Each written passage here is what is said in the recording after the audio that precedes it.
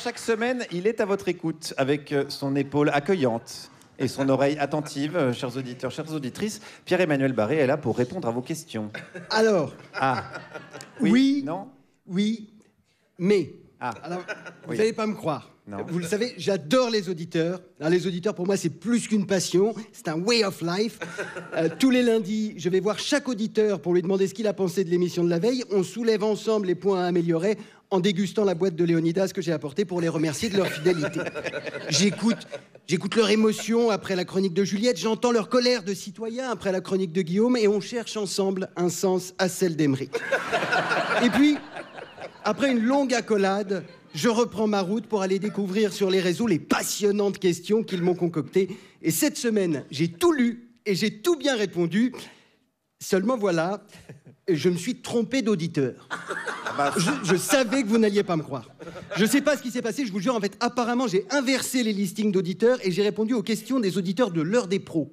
Alors, je l'ai fait. C'est hors sujet, mais c'est fait. Regardez, j'ai toutes mes réponses ici. Je vais vous les lire pour prouver ma bonne foi.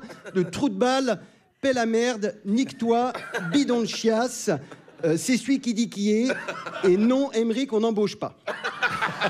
Oui, désolé de vous décevoir, mais Aymeric postule chaque semaine à l'heure des pros, ce qui en soi est assez cohérent, puisque la seule personne capable de trouver une logique à ses propos, c'est Elisabeth Lévy après l'apéro, vers 10h du matin. Bref, toujours est-il que, pris par le temps, j'ai été contraint d'inventer moi-même les questions des auditeurs, et cette semaine, c'est Laura qui nous écrit de Saint-Roustan. Saint-Roustan, qui, je vous le rappelle, est jumelé avec Doubaïa, petit village de pêcheurs au Tanagos, un pays qui n'existe pas non plus. Et c'est tant mieux, parce qu'il est actuellement ravagé par une guerre civile sans fin, depuis la tentative de putsch du 32 juin 1986.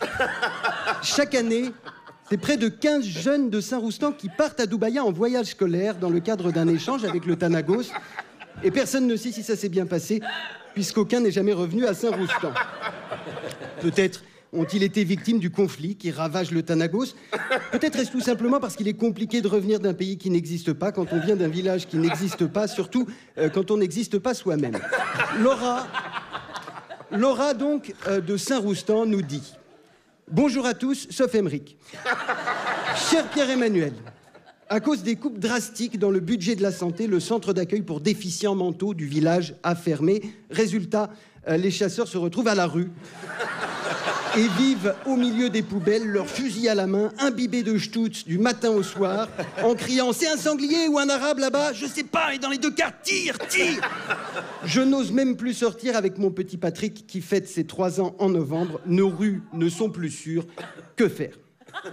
Eh bien Laura, pas de panique, la solution est simple. Réunissez d'autres parents inquiets, creusez un grand trou d'une dizaine de mètres de profondeur au milieu du village et au fond de ce trou, placez un haut-parleur qui diffuse des grognements de sangliers.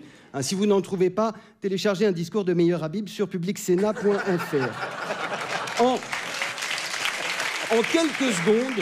En quelques secondes, tous les chasseurs accourront avec leurs fusils pour abattre la pauvre bête sans défense et chuteront dans le trou, piégés.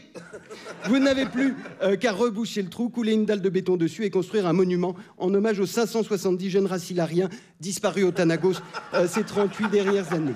Par ailleurs, et si vous en avez le temps, passez à la préfecture pour renommer le petit Patrick. On est en 2024. Ça relève de la maltraitance infantile. Voilà, je reviens la semaine prochaine. En attendant, si vous avez des questions, posez-les à vos proches. Et si vous n'avez pas de proches, posez-vous des questions.